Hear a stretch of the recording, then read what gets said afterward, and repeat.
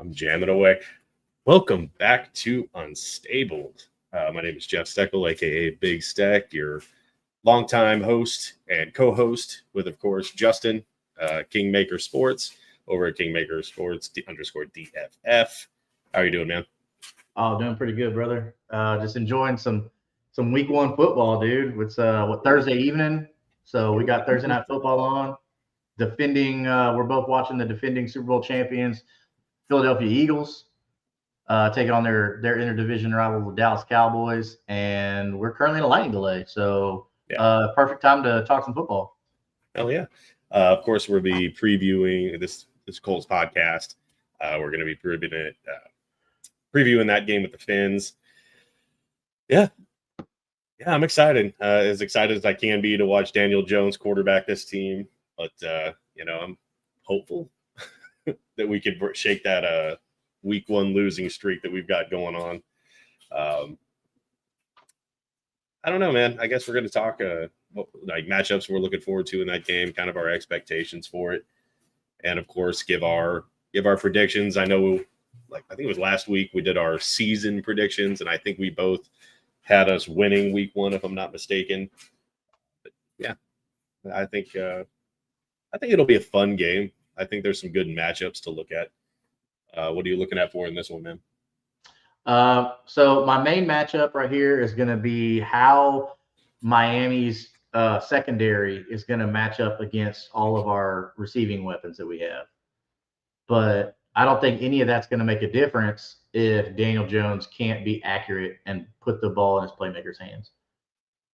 Because we're looking at two really good passing attacks. It's just, I think it's going to come down to which secondary can contain the other pass catching weapons. Yeah. I think there's two areas that I'm really looking at, and that's obviously Gus Bradley did not know what a pass rush was or when to blitz, when to do anything different. So I'm really looking at what Lou, scripts up and to see what, I guess, blitz packages he can actually put together and utilize these guys, because we all know Buckner can shift around. I know that Latu, he's not really. I mean, he could play a down defensive end, but that's not really his style. I think you can move him around a lot more. I'd like to see Lou get creative with that defensive line, create a lot of pressure. I mean, Buckner is pretty athletic, man. I mean, he's not like one of those big, like Vince Wilfork, just like big bruiser guys. Like the dude's built like Aaron Donald. Like the guy can move. I've seen that dude chase down running backs like 10 yards downfield. Like he's fast. Use that man. Hopefully Dr. Lou, man, like they keep calling him. Hopefully he understands all that stuff. They're saying he's just a magician in the secondary. So I'm hoping that's the case. But yeah, I'm really looking forward to seeing what they can do with old mashed potato brains. What's his name? Tua Tagovailoa. Tua, yeah, old scrambled egg brains. But seriously, I don't want to see him get another concussion. But it's been scary watching that dude when he takes a hit like that. But I do hope they can get to him, create pressure, which is something that the Colts struggled with the last couple seasons. So I'd like to look at that. We know why. We know who was calling the defensive plays. So, and I really want to see like that matchup with Ward and Hill. I think that'll be a fun matchup there. Yeah. I mean, with Tyreek Hill not being named the captain this year, I'm thinking his attitude's like a little off, because we know he's acted kind of childish in the past. And him just thinking he's entitled to be named a captain just because you're a veteran and you're fast and all that. But like being a captain isn't just like being the fastest player on the team. Being a captain is being somebody that rookies can look up to, that the team can look up to. You're a leader on the field, in the locker room, in every aspect. You are a captain.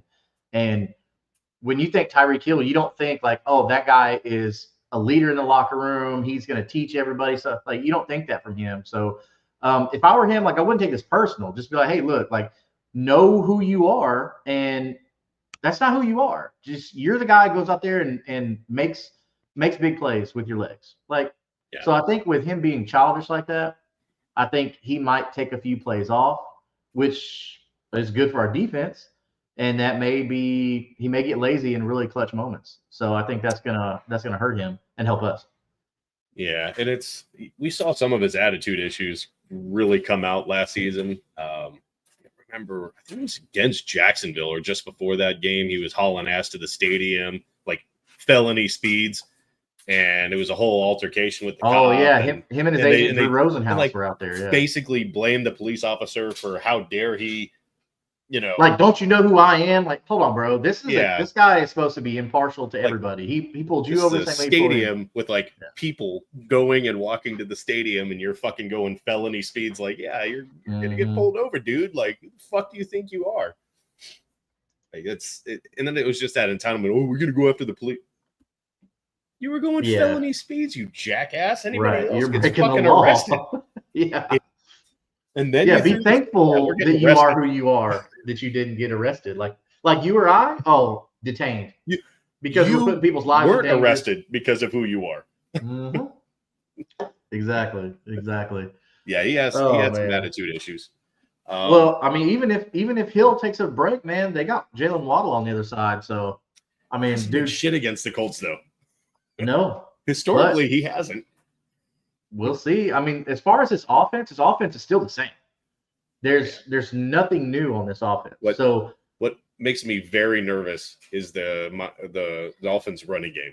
I mean, just in general, the Colts the last couple seasons have been awful against it. And A-Chain that's what Joe Mixon did to us twice last year. Yeah. A-Chain is a great back. And that makes me nervous. So at any given moment, Devon Achane can just take it to the house. Yeah. From wherever he is on the field, it don't matter. So they're definitely that's one of my key points that I have for us tonight. Whenever we get to that. But go for it, man. Oh, I was gonna say so some of our keys to victory here. One of them was going to be containing the edge. That's where Devon Achane is going to kill you, is on the edge. But that's something that we are solid at. We have got amazing defensive line, and we're stacked, loaded with depth on the defensive end. So we don't have to worry about that at all. Rushing the passer, outside contain, we're good. So, but they have to make sure that they keep that outside edge contained and force Achane back inside to Buck and Grover. Yeah, I mean that's how you're gonna contain Achane. Mm-hmm. If he beats you, then he beats you. But hey, as long as you're out there forcing him back inside. I mean, they taught us that back in junior high ball. Hey, force that running back inside where all that big beef is. So. Yeah. And, but I don't know what do you got? And obviously, the best way to counter a really good pass game is pressure. And I'm gonna harp on that.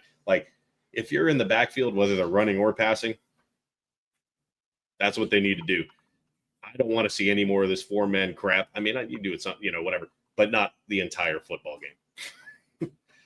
I want to see 5-6 guys. I want to see people in the backfield. I want to see you getting downhill. I want you disrupting that run, and I want you into his face. I don't want you to be able to get timing to Tyreek Hill, to Waddle. I don't want any of that crap. Right. And that's something that the Colts really struggled with last year, is consistent pressure. I harp on this all the time. Historically bad pressure rate against Jacksonville. They let Trevor Lawrence complete 97% of his passes or something stupid. Yeah. It was bad. It was really bad, and I don't want to repeat of that. But yeah, that's what I'm really looking at. And then I got to say, Jonathan Taylor, feed the man.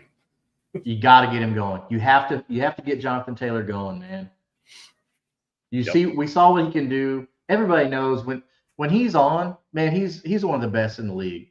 I mean, when he's on, he's a top 5 back in the league, and you have him on your team. He is center around this man, and from what it sounds like Shane Steichen is going to do that, which is what you and I were harping on all season last year, and finally.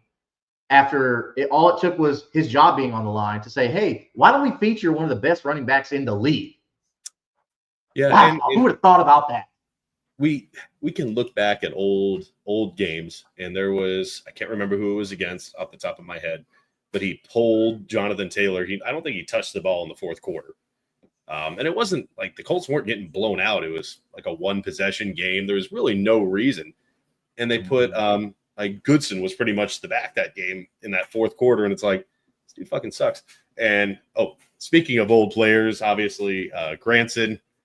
I have to joke about this for a second. He's in Philly now. And how funny was it to see him catch that 1-yard pass, bobble it, and run out of bounds? And I'm like, oh, Granson's in mid-season form. Yeah, he looks the same as he did here. So, yeah. Don't miss he would have dropped it here, but, I digest. Maybe he's getting a little bit better. But, yeah. Never a fan. But going back, yeah, you've got help for Jonathan Taylor. Jonathan Taylor doesn't have to be a 4-down back. Like, that's not what we're saying. Yeah. But because you've got Giddens, that dude is great, and for some reason, Goodson still. Goodson popped up on the injury report, which I don't think is going to make a difference. I think he's still going to suit up and play. But you and I have been very vocal. We are not Tyler Goodson fans. No. We like DJ Giddens and what he can do with the ball in his hand, but you got to feed JT. But I like what you're talking about, like the right players on the field. Like you don't take off a Jonathan Taylor to put in a Tyler Goodson, even if you run that play a million times, as they said. But another one of my keys to victory on the offense, or really just in general, the right play, the right time of the game with the right player on the field. Yeah. The design of the play was great. It was set up to work, but you had Minshew and your 4th-string running back.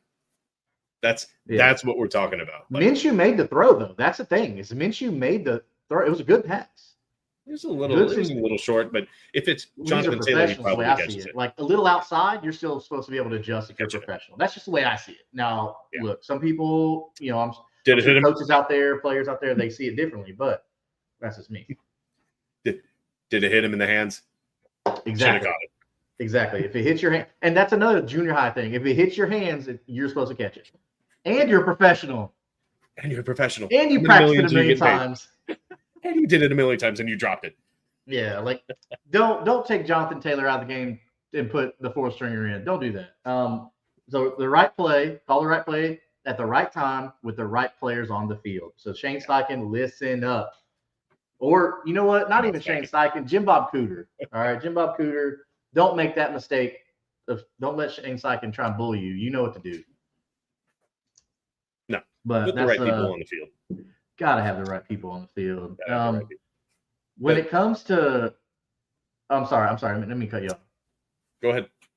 I was gonna say when it comes to another key to win on the offensive side is Daniel Jones' accuracy, making sure that he is putting the ball, he is giving the playmakers opportunities to make plays, because it means nothing to have all this talent on this offense if Daniel Jones cannot get that ball in their hands and let them make a play. So Daniel Jones doesn't need to be taken off for 70 yards and tripping on a blade of grass. Just keep it simple, stupid, right? That old mantra, keep it simple, stupid. Dump it off if you have to. Tyler Warren and Josh Downs are going to be there, all right? Michael Pittman's a big body guy. He'll be there.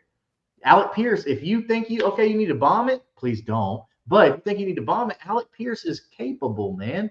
And Adonai Mitchell looks like he's coming on. So Daniel Jones, if you're listening, buddy, just be smart with the ball and give your playmakers the ball. Okay, just be accurate. That's all you gotta do is be accurate. The biggest thing is, especially, we don't have Joe Burrow, we don't have Mahomes, we don't have Josh Allen. We've got Daniel Jones and Anthony Richardson. So the one thing that these coaches need to be harping on is take what the defense is giving you. Like if your one route is covered, double covered, it's okay to dunk it off for 2 yards. Like it's okay. Like even if it's a throwaway, whatever, it's a 2nd and 10 is better than a pick.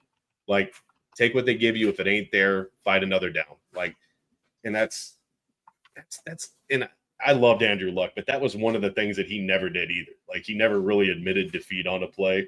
Yeah. Like that live to fight another down mentality wasn't there a lot of the time. It was, I want every play to be a touchdown. Right. And I want sometimes it just ain't there. And he forced it sometimes.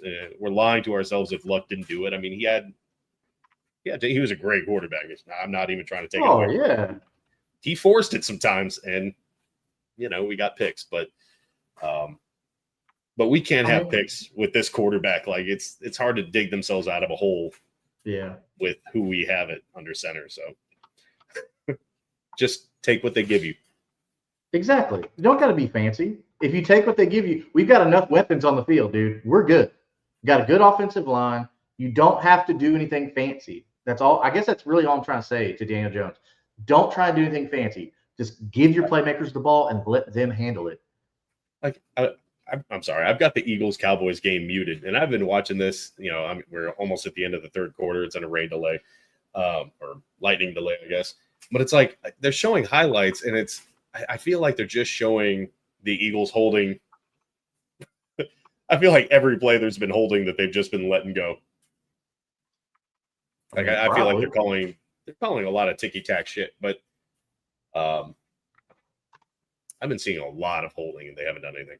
But anyway, definitely jump in the comments. Let us know what you think, what you're looking out for the Colts-Dolphins game.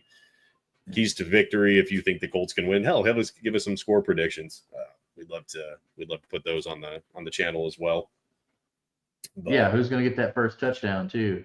Well, what about on defense? So what do we think are some of the keys to winning on the defensive side of the ball against this Miami offense that can score with their legs? They are so fast, man. Miami's got some speed.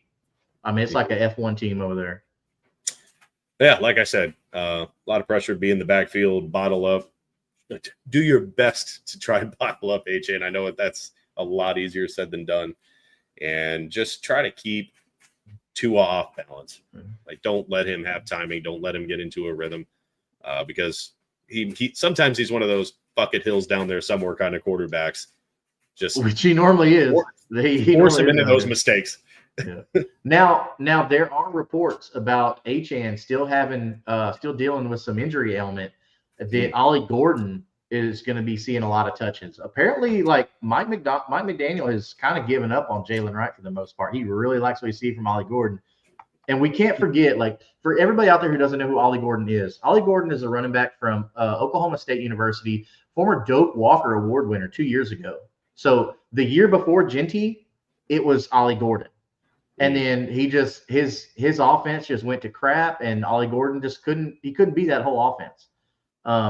So let's not discount Ollie Gordon here. Now, yes, he wasn't drafted high, anything like that, but that's because he come off a pretty crappy year after going back to school, which is fine. Like, get your education. Like, never gonna knock anybody for that. But he definitely cost himself maybe a good draft position, things like that. But I think he landed with a good spot, man. Ollie Gordon looked pretty good in the preseason game, and I think in that offense he can thrive. I think we're going to see more Ollie Gordon in week 1.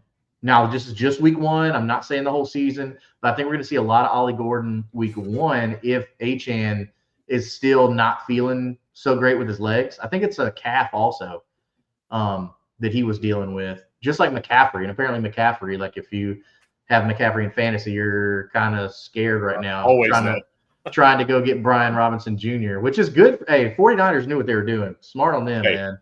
And all I'm saying is I have we're in fantasy football, whatever, and I named my team Meet the Robinsons because I have Bijan and Brian.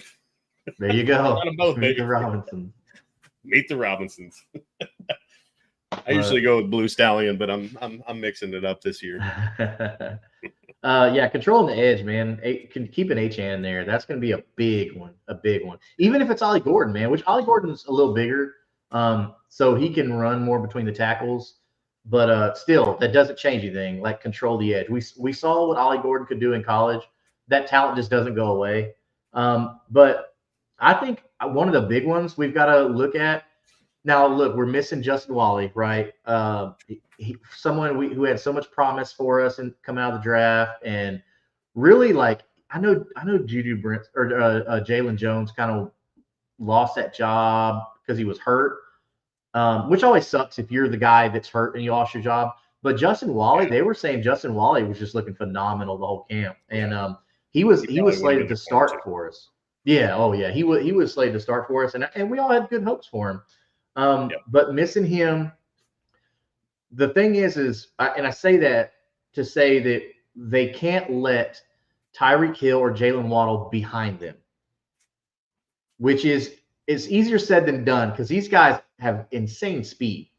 Yeah. But you can't let them behind you. You're going to have to figure that out. But I'm going to give Lou Anarumo some grace here, and I'm going to give him some rope to say, hey, man, do your thing with the DBs because apparently that's your specialty is the defensive backs.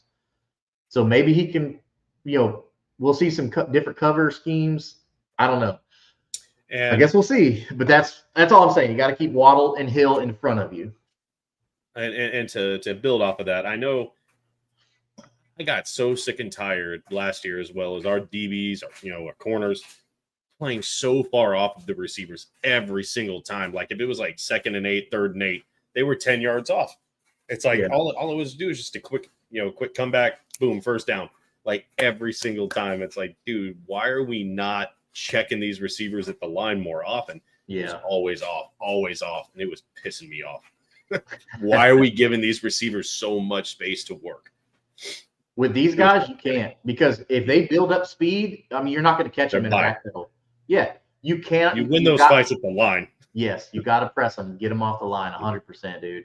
Because like you're not going to catch up to Waddle or Hill if they're already going like at least 75% speed by the time they get to you. That's no, you can't do that. Not these guys. These guys got crazy speed. Yeah. And then I think you hit on it before, just getting into a space. You have to get pressure to him. Make him scared because look, this guy is already nervous because of all the head injuries. He will go down. If you get in his face, he will cower and go down. That's just psychology. And this kid doesn't want to get crayon books for the rest of his life, man. Like he's gonna self-preserve. I know that, hey, look, he's a football player, all this stuff. I get that. I get it. But there's always a level of fear with stuff like this, especially like ACLs, right? It takes a long time for people to like get over it mentally. Physically, they can be perfectly fine. But mentally, it's still messy. It's like, oh man, I don't want to put too much torque on that knee. Same thing with guys like Tua who've had, and we saw it with Wes Welker too. Another great. Wes Welker was the same way. He would catch the ball and just fall down after he had so many concussions. It's like, dude, you don't mess your brain up, bro. Who's that Seattle player who always did that? I can't remember his name. Tyler Lockett. Yeah, he's Lockett. Tyler Lockett. Yeah. Does it all the time. He was so great. Yeah, he went down. And just preserve himself. Like, look, he knew he was going to get tackled, so just go ahead and go down. Tua, if you get in his space, he's gonna fall down and protect himself. And the big thing is it's to make him hear those footsteps, like seeing ghosts kind of thing. Even if you're not close, you want him to make you think you're close. Oh, with somebody like Tua, I'd be as loud as I can on that pass rush. Like if I'm Buck, even if I'm 5 yards away, like I'm still screaming like I'm right there in his face, And there's no way that Tua doesn't understand. Like he's got a good defensive line coming at him on Sunday. He don't have like some just scrub team.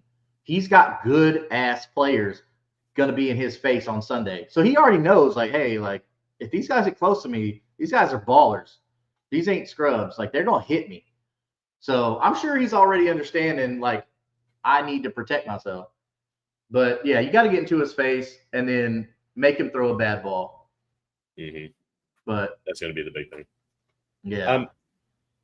I remember when we first got what was his name, Vontae Davis. And like he had a really good run with the Colts. I'm kind of hoping for the same thing with Ward.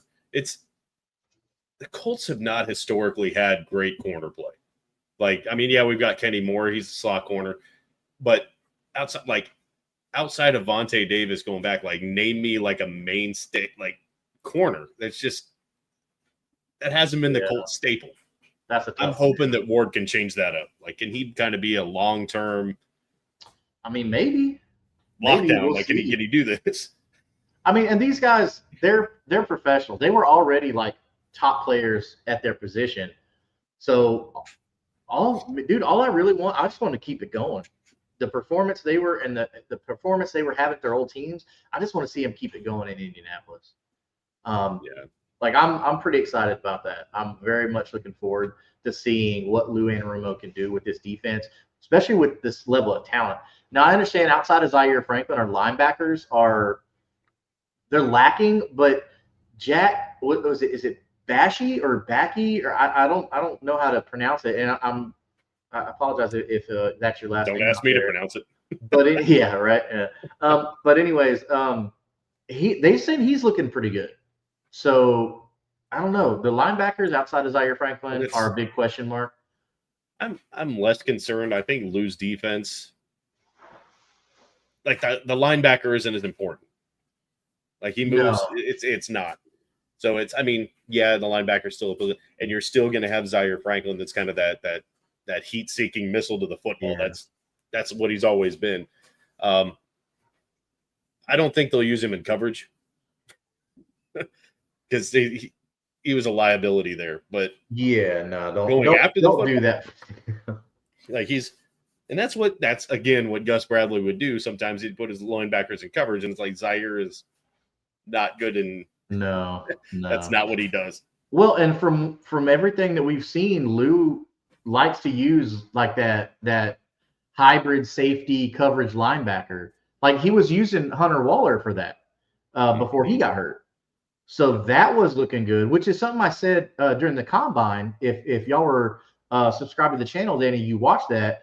I was like, man, this guy is going to be a great outside linebacker, and I have it on my notes in my book from back then. And when we got Hunter Waller, I was like, oh, this is great. Like, because I never wanted to see him play safety. I thought he was too big to be like a safety. And then as I did more digging into Lou Anarumo and his defense, I got to seeing like that prototype of what he was exactly how he wanted to use him in his defense. Now, I don't think he would have started week 1 at that position. I'm not saying that, but I'm just saying once he got acclimated to the NFL, learned it, and then I think he would have been like really good I still think he can be. Now, look, he's out for the season. That sucks. That sucks for him.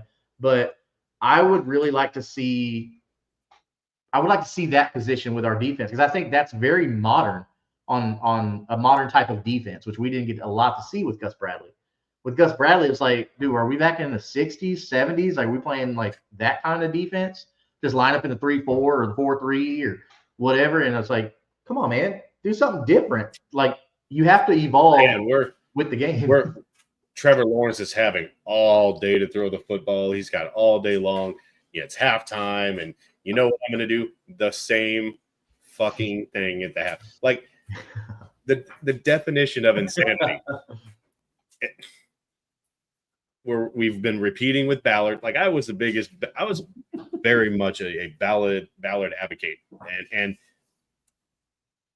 because I like the way he drafted, like he found talent deep in drafts, and that was the saving grace with Ballard. But I've kind of fallen off of that. Like I'm not on the Ballard ship anymore, and I don't know, man. I got tired of no adjustment, doing the same shit over and over. And that's what Gus Bradley brought, the same damn thing. So that's really the big thing that I'm hoping with Lou is that it's a different look, that it's a different thing. You're scheming different people. You're doing different looks. Something Gus Bradley apparently knew nothing of. Dude, I mean, I don't know what Gus Bradley was working out of. I don't know if he was working out of like, Madden 95 or something like that playbook. I don't know what he was doing, but it wasn't football. I'll tell you that much. It wasn't 2024 football. But I don't know, dude. Did you see this report from Anthony Richardson and his agent sat down with Shane Steichen and Chris Ballard? Did you see anything about that? No. So apparently they had a nice long talk. Apparently what the agent said is they wanted to let everybody's feelings be known. So there was no miscommunication about anything. So they all sat down, and so his agent brought up, trade a couple times, but they never officially asked for a trade for the team, for Anthony Richardson from the team. So I guess that's good for now, right? Because you and I still believe that Anthony Richardson should get the opportunity to develop, but they kind of robbed him of that. But anyway, so what Shane Steichen and Chris Ballard told Anthony Richardson and his agent is that they still believe in Anthony Richardson. Do you, though? Look what you just did.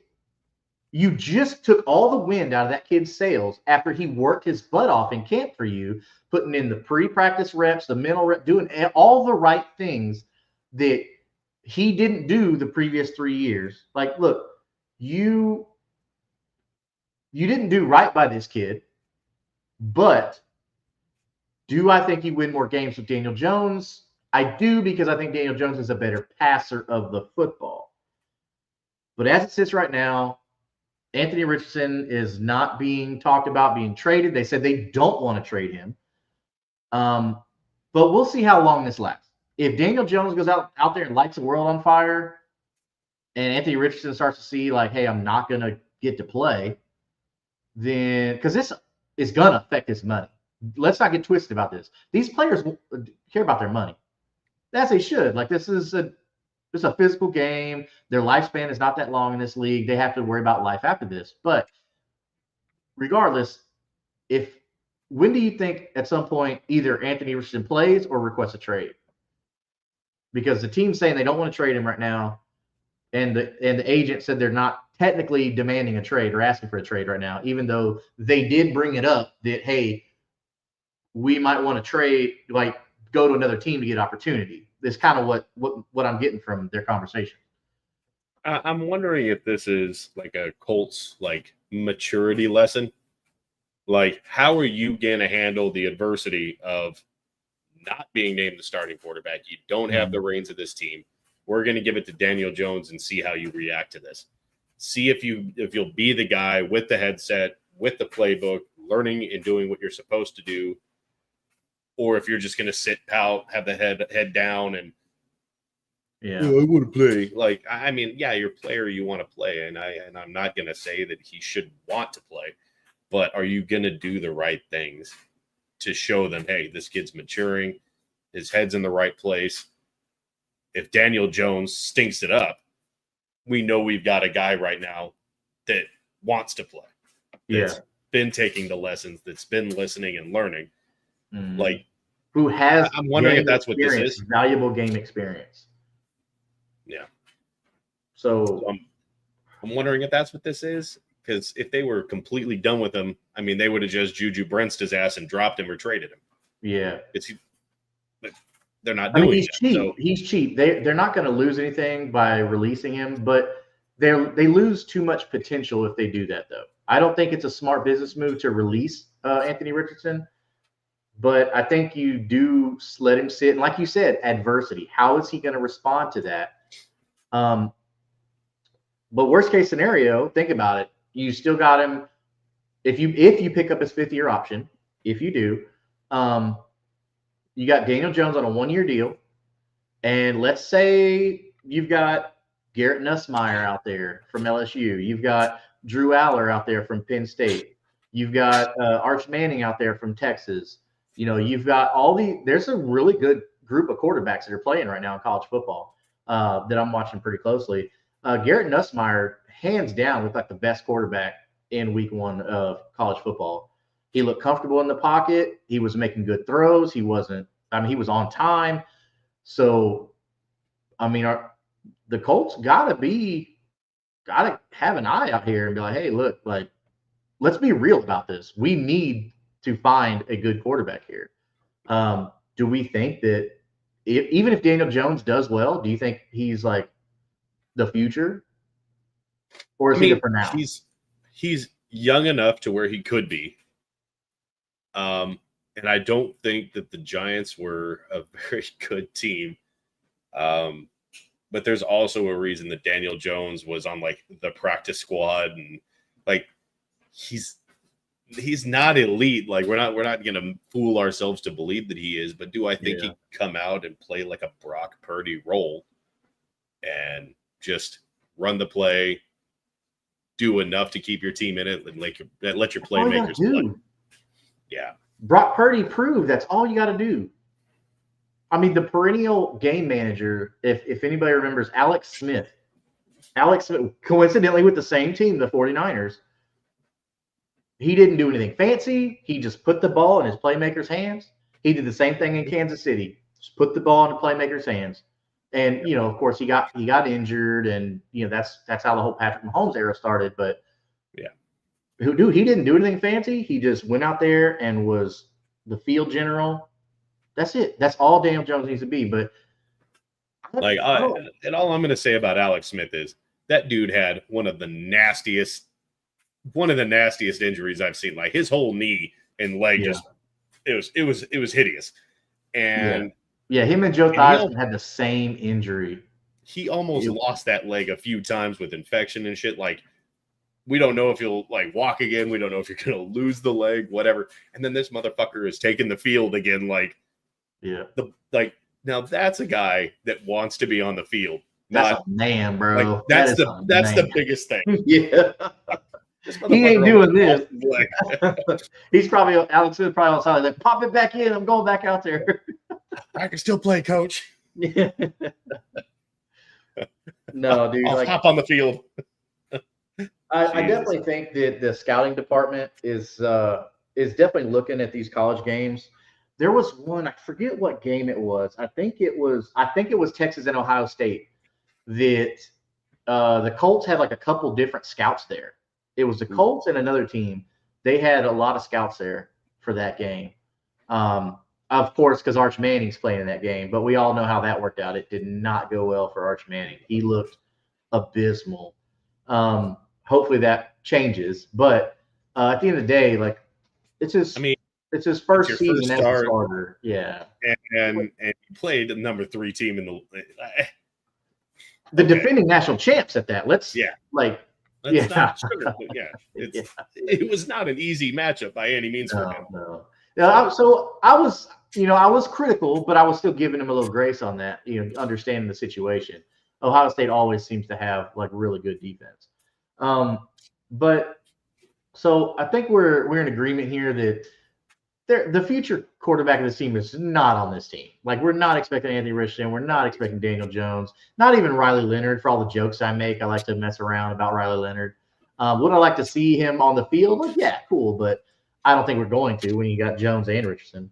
Unless you're just completely out of it. If Daniel Jones completely stinks it up, Anthony Richardson goes in. We know he's made of glass. Inevitably, at that point, you got to believe that Riley Leonard will take the field. So you're saying there's a chance? I'm just saying Jeff a believer. He said it. Y'all heard it. Jeff said it. You can't take it back. What would you bet that Riley Leonard sees a start in 2025? Week 18, it's Riley Leonard show. That's when he takes over the team. That's when we're trying to get that number 1 draft. Yeah. Don't screw it up. Don't fuck it up, Riley. Get us the first. Listen up, Giants. Listen up. Don't screw it up. No, I'm excited to see how that's going to go. I definitely think that quarterback is going to be a vision of the upcoming NFL draft. But I mean, we got to see how the season goes. Yeah. Week 1's going to be a big determining factor. If they come out and look strong, the run game's going good. Daniel Jones just does enough. I hope he throws for 275 because I'm just saying I'm involved a little bit in prize picks. So I hope he throws for 275. But it's probably not going to happen. I did a $5 moonshot bet just to see what happens. What's crazy is Daniel Jones might be a best ball hit as far as he'll have one amazing week, probably where he throws 315 yards, and it'll probably be against the worst secondary in the league, but still it counts. But yeah, if it's already week 8, week 9, and we're 2-6, 2-7, I'm like, bro, just put Richardson in there and just let it rip. See what happens, but I don't know. I don't know, dude. Vegas has this game at 45.5. Do you think that's a little high? It really depends on how they play it. Like, are they gonna attack us with the run, and we should be attacking with the run? I mean, it could be a low scoring game. 45.5. It's what, 28 points per, or goddamn my math. 23 points. What are we talking about here? Oh, I'm saying you said 45.5. That's like 23 points each. I mean, if you I got average you. it out. Yeah. Why are you still awake? Night night. Time to go night night. Like an hour ago. Is it me? I don't know. What's wrong? I don't know. Is it you? Sure. Yeah. See, look, we're making Colts fans here. We're making future champions. Mm-hmm. What's wrong? Only here on Unstable. Yeah. So if the point spread is at 45.5, I think that's a little high, but maybe by like 3 points high. Like, I don't think it's going to be exactly that. Yeah. But like you said, the offenses can go out and dominate, but 24-17 kind of thing. that's like exactly what I points. have. That's exactly what I have as my score. Is 24-17 Indianapolis. Yeah, I could see that. But we did Daniel both Jones have. does what we talked about, though. Yeah. How well can he hand the ball off to Jonathan Taylor? Yeah. Like, don't get fancy. Like, a lot of issues last year just stem from a lot of 3 and outs. And even if it's just like a couple first downs and you punt, too many times did the defense do their job. They came out, throw the ball 3 times, and then punted. Like, they were like, yeah, don't be fancy, like a minute and a half breather. Like, because at the end of the day, they brought Daniel Jones in to be an insurance policy anyway. Like, they didn't sign you to come in and save the franchise. They don't want you to go out there and gunsling it. So just because, like, oh, he was with Kevin O'Connell in Minnesota, he's the quarterback whisperer. Like, first off, who dubbed him the quarterback whisperer? Sam Darnold had the building blocks already. He just couldn't figure it out wherever he was at. And then he gets to Minnesota and does well. But he had Jordan Addison and Justin Jefferson. Yeah. I mean, if you can't make that work out, then you suck, bro. Like, so we don't have Justin Jefferson on this team. Like, we have a good core of wide receivers, but we don't have that standout Jamar Chase. We don't have that Justin Jefferson. But what we do have is a lot of different skill sets, and they're all really good in what they do. Everybody has. We should be able to succeed here. Yes, should be 100%. I mean, even Ashton Doolin, like, he's not a big name. I'm not trying to say, like, oh, Ashton Doolin's amazing. I'm not trying to say it, but he serves a purpose, and he does well when he's given opportunity, which is why they kept him, and they got rid of Laquan Treadwell, which Treadwell hasn't done anything since he came to the league, but still. Bounces around a lot anyway. Yeah, I digress. But, I mean, dude, think about this. This is insane. When you think about all the things that these players can do, Josh Downs, Adonai Mitchell, who is developing. Okay, I know he didn't have a big year last year, but he's developing. Okay, Alec Pierce, and then you've got Michael Pittman Jr. Okay, so those are 4 really good wide receivers right there. Okay, and then you got Tyler Warren, who could be one of the best tight ends in the league. We'll see how that goes.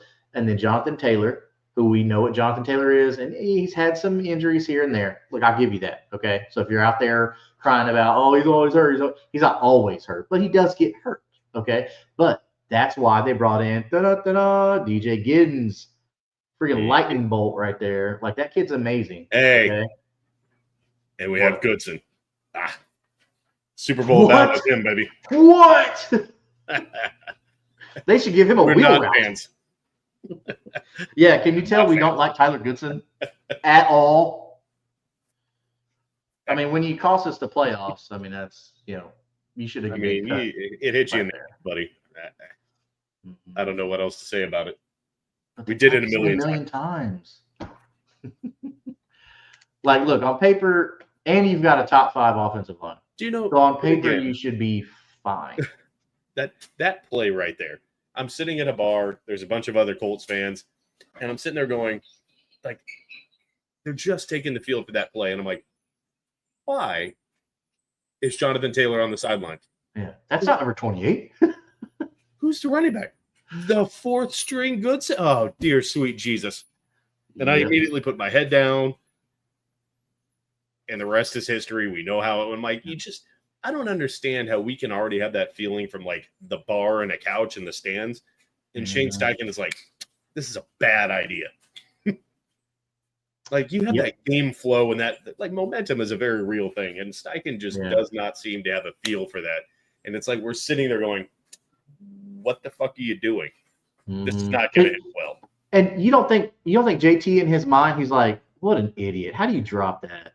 Like, it's like Marshawn Lynch, and why the fuck are we passing the ball at the 1 yard line when we got Marshawn Lynch?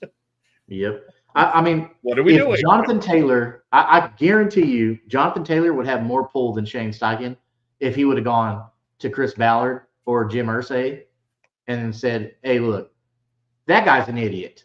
Why would he take me out and then put him in? Especially now with Carly Irsay Gordon running the team. Nah, dude. Carly ain't trying to see that. Heck no. I guarantee you she ain't trying to hear that or see that. She sees that because, dude, she's been on the sideline all these years, learning, listening. She's not trying to be one of these like little divas up in the owner's box. Bro, old girl been down on the sideline. Yes. She's hearing the plays called and all that stuff. That way, that way when it's her time, she can't get played and talked to like how old Bob did down in Houston with Cal McNair, the freaking man baby over there, dumbass. Like, how do you let this guy manipulate you so much? Because you weren't out there like Carly Irsay was. You weren't out there with a headset on, learning the game, learning the lingo. You weren't doing that. You were spending daddy's money, going out finding you a hot wife. Like, that's what you were doing. I respect Carly Irsay Gordon for this. And I think, look, we all love Jim Irsay for all the philanthropy he did, all the charities he did. Amazing man. Okay. Did he have his flaws? Yes. We all do. None of us are perfect. Jesus Christ was the only perfect person that ever walked this earth.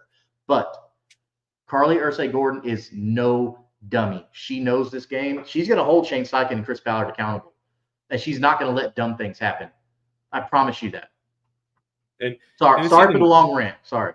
No, you're good. And it's the fucking reasoning that Shane Steichen gave. That fourth quarter poll where we never saw Jonathan Taylor for the rest of the game was, the game pace, dictate. I'm sorry, the what? Dictated taking the best player out of the game? That doesn't even make any sense. Yeah, Jonathan Taylor he is game script proof. It don't matter what time of the game you're in, unless you're getting blown out by 50 points. Well, then, there's no reason to have Jonathan Taylor out. Unless you just ran the ball like 8 times in a row and he looks like he's panting like a dog over there. Yeah, okay. But don't run that play.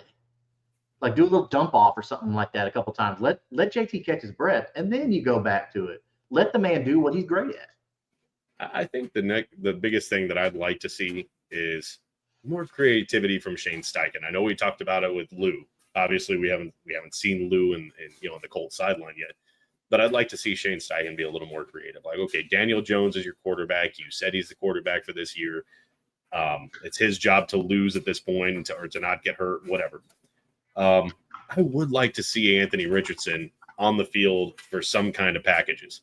Like, I'm talking, I'm not talking every play or anything like that, but kind of in that Taysom Hill, maybe in the backfield, maybe line up at tight end, just something different. Because he is very talented and he can run the ball and he is super athletic.